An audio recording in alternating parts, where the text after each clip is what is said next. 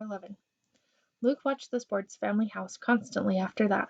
Before, he had just looked out the back fence in the early morning and late afternoon, when he knew people were out or were about.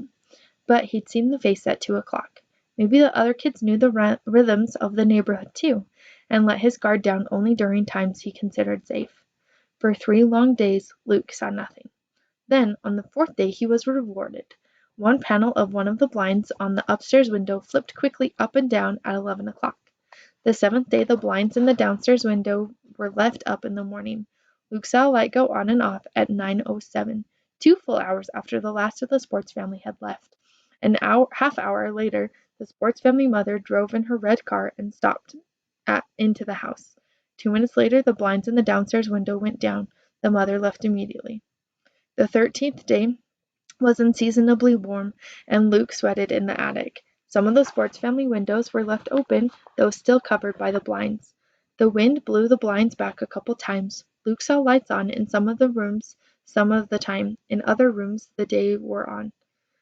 Once he'd even thought he saw the glow of a TV screen. He had no doubts anymore. Someone was hiding in the Sports house. The question was, what could he do about it? Chapter 12. Harvest came.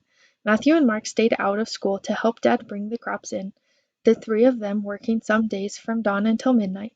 Mother's factory got busier, too, and she began working 2 or 3 hours of overtime every day. She brought up the store of food of Luke's room so he wouldn't get hungry while they were all away. "There," she said cheerfully, lining up boxes of crackers and bags of fruit. "This way you won't even miss us."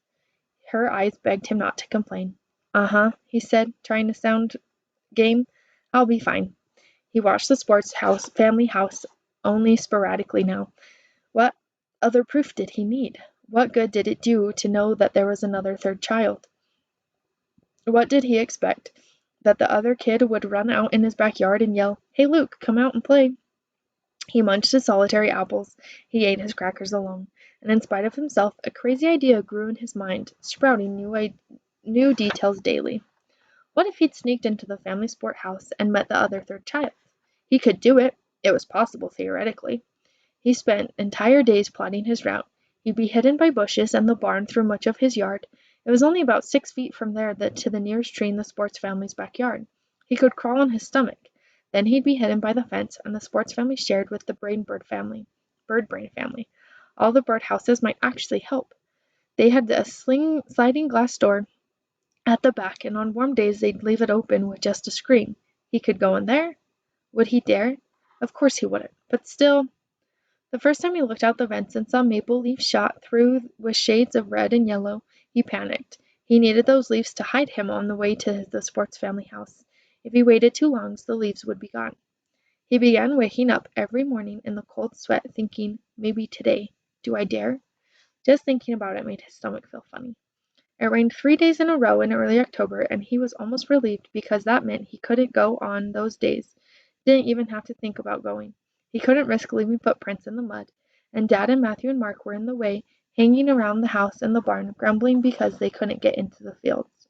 Finally the rain stopped and the fields dried up, and Dad and Matthew and Mark went back to their combine and the tractors, acres away from the house. The backyard and the Sports family backyard were dry too. And it was warm again. The Sports family left their sliding glass door open. The rain hadn't knocked all the leaves off the backyard trees, but the next rain probably would. On the third morning after the rain, Luke's stomach churned as he sat on his porch, watching the neighborhood empty out. He knew, without question, today was the day he'd have to go, if he ever intended to. He couldn't wait until spring. He wouldn't be able to stand it. He watched 28 people leave in 8 cars and 1 school bus.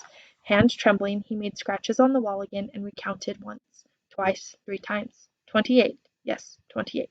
The magic number. He could hear the blood pounding in his ears. He moved in a daze off the perch, down the stairs, into the kitchen, and then out the back door. Chapter 13.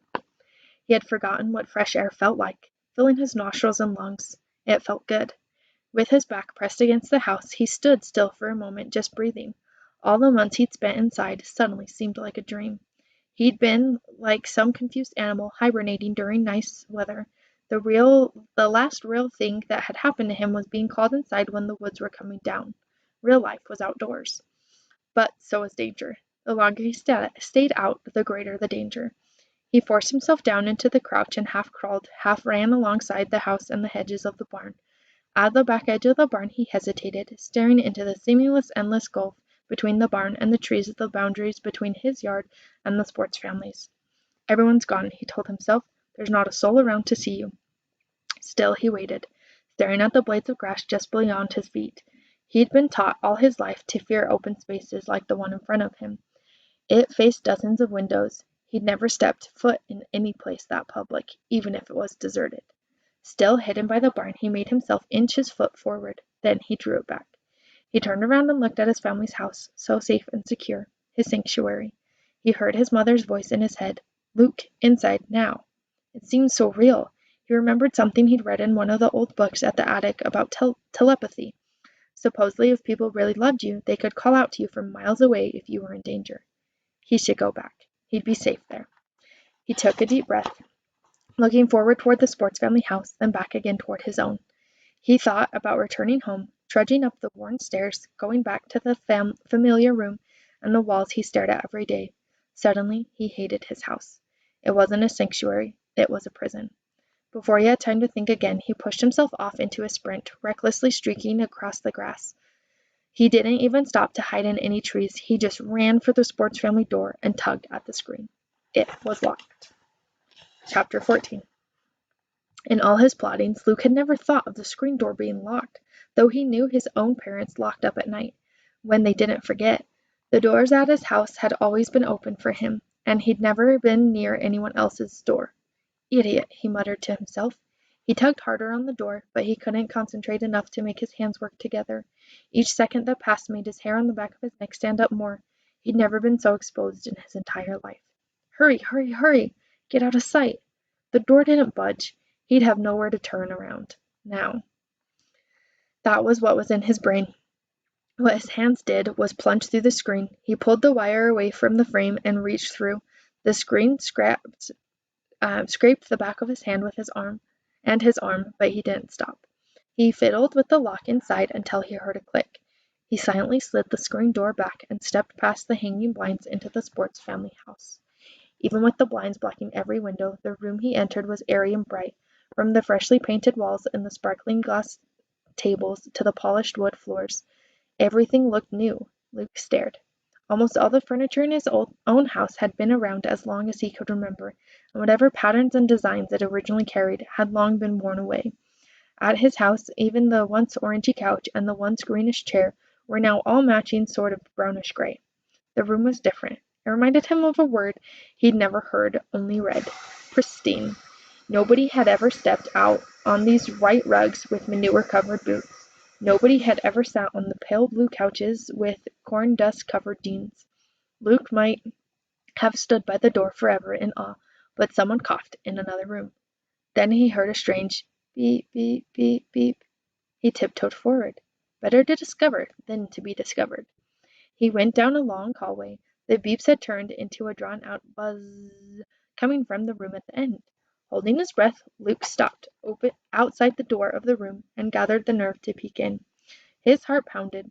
There was still time to escape unseen, to go back to his house and attic and normal, safe life. But he'd always wonder. Luke leaned forward slowly, moving a fraction of an inch at a time until he could barely see around the door. Inside the room was a chair and a desk and a big apparatus that Luke vaguely recognized as a computer. And at the computer, typing away furiously, sat a girl. Luke blinked, thrown off. Somehow he'd never thought of the sports family's third child being a girl. She was mostly facing away from Luke. She wore jeans and a gray sweatshirt, not much different from what the sports family brothers always wore. Her dark hair was almost as short as Luke's, but there was something about the curve in her cheek and the tilt of her head, the way her sweatshirt clung or didn't cling to her body. All of that made Luke certain she wasn't like him. He blushed. Then he gulped. The girl turned his head. Luke croaked. Before he had a chance to think of another word, the girl was across the room and had knocked him down. Then she pinned him to the floor, his arms twisted behind his back, his face buried in the carpet. Luke struggled to turn his head to breathe. So, the girl hissed in his ear, you think you can sneak up on a poor, innocent, unsuspecting girl who's home all alone? Guess nobody told you about our alarm system.